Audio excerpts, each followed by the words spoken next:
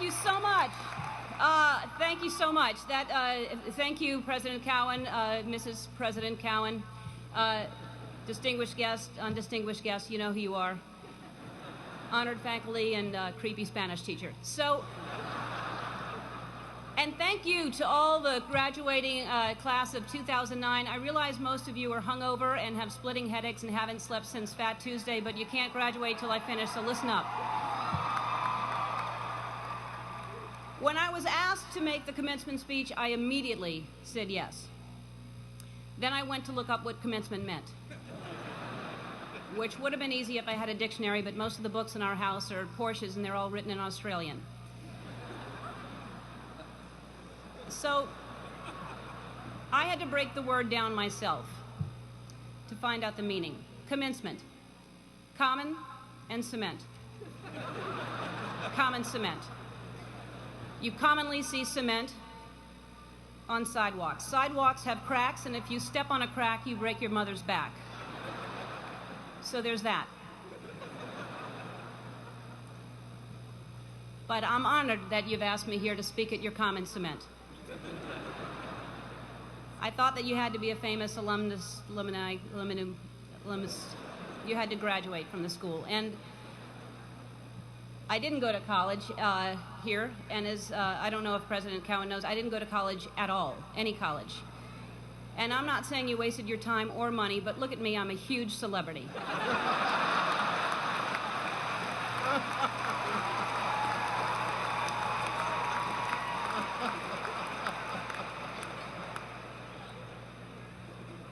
Although I did graduate from the School of Hard Knocks, our mascot was the Knockers.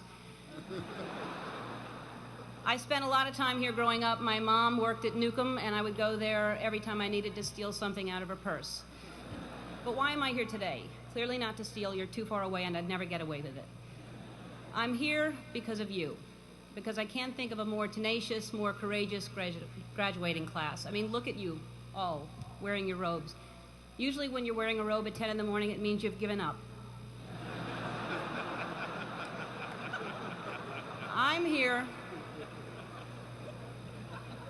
because I love New Orleans. I was born and raised here. I spent my formative years here, and like you, while I was living here, I only did laundry 6 times. When I finished school, I was completely lost, and by school I mean middle school, but I went ahead and finished high school anyway, and I had no ambition. I didn't know what I wanted to do. I did everything from I shucked oysters, I was a hostess, I was a bartender, I was a waitress, I painted houses, I sold vacuum cleaners. I had no idea. And I thought I'd just finally settle on some job and I would make enough money to pay my rent, maybe have basic cable, maybe not. I didn't really have a plan. My point is that by the time I was your age, I really thought I knew who I was, but I had no idea. Like, for example, when I was your age, I was dating men.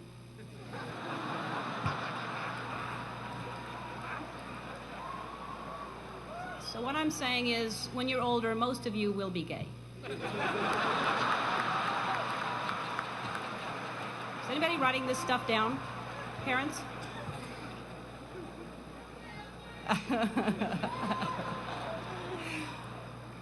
Anyway, I had no idea what I wanted to do with my life, and the way I ended up on this path was from a very tragic event.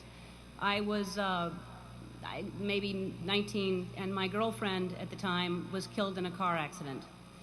And I passed the accident, and I didn't know it was her, and I kept going. And I found out shortly after that it was her.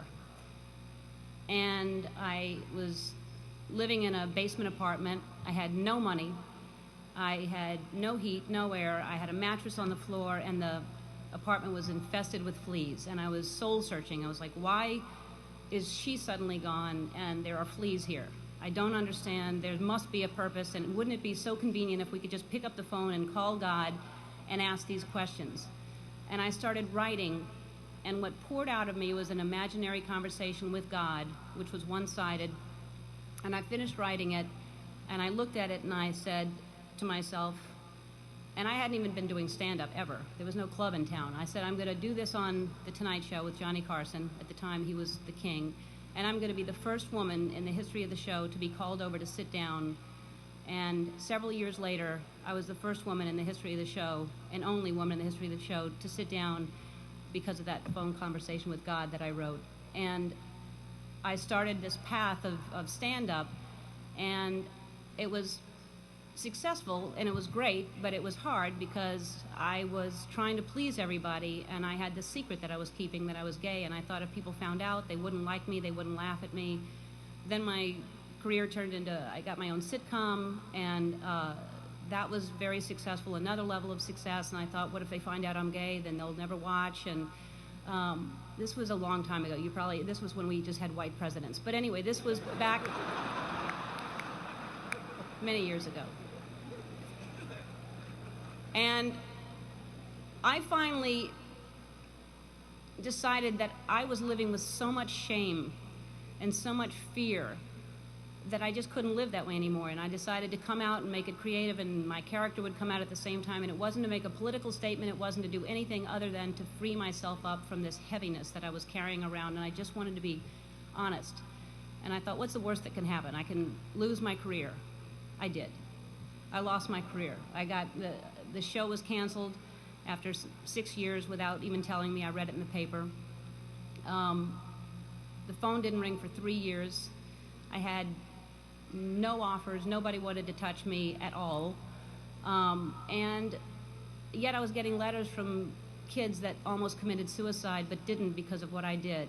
And I realized that I had a purpose, and it wasn't just about me, and it wasn't about celebrity, but I felt like I was being punished, and it was a bad time. I was angry, I was sad, and then I was offered a talk show. And the people that offered me the talk show tried to sell it, and most stations didn't want to pick it up. Most people didn't want to buy it because they thought nobody would watch me. And really, when I look back on it, I wouldn't change a thing. I mean, it was so important for me to lose everything because I found out what the most important thing is to be true to yourself. And ultimately, that's what's gotten me to this place. I don't live in fear. I'm free. I have no secrets. And I know I'll always be okay because no matter what, I know who I am. So, in conclusion, when I was younger, I thought success was something different. I thought, when I grow up, I want to be famous. I want to be a star. I want to be in movies. When I grow up, I want to see the world, drive nice cars. I want to have groupies, to quote the Pussycat Dolls. How many people thought it was boobies, by the way? It's not. It's groupies. But my idea of success is different today. And as you grow, you'll realize definition of success changes. For many of you, today, success is being able to hold down 20 shots of tequila. For me, the most important thing in your life is to live your life with integrity and not to give in to peer pressure to try to be something that you're not. To live your life as an honest and compassionate person, to contribute in some way. So to conclude my conclusion, follow your passion, stay true to yourself, never follow someone else's path unless you're in the woods and you're lost and you see a path, then by all means you should follow that. Don't give advice. It'll come back and bite you when they ask. Don't take anyone's advice.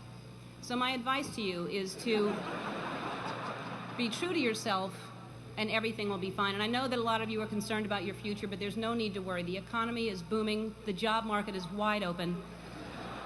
The planet is just fine.